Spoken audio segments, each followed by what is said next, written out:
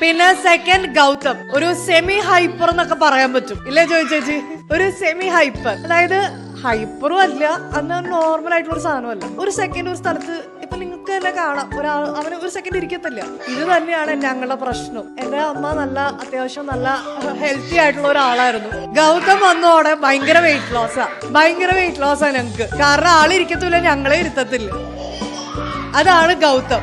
My life my way my rule. ഇത് ഒരു വയസ്സ് മുതൽ ഞങ്ങൾക്ക് മനസ്സിലായ ഒരു കാര്യമാണ്. ആള് നമ്മളുടെ വഴിക്ക് വരില്ല, നമ്മൾ അവന്റെ വഴിക്ക് പോയാലേ പറ്റുള്ളൂ. സോ ഇവിടെ ഞാൻ എന്ത് കാര്യം രമ്യ അടുത്ത് വന്ന് പറയുമ്പോഴും രമ്യ പറയും ലെറ്റ് ഇറ്റ് ബി, അവൻ ശരിയായിക്കോളും. ഇപ്പൊ ആയി എനിക്ക് വഴക്ക് പറയാൻ പറ്റാത്ത അവസ്ഥയാ.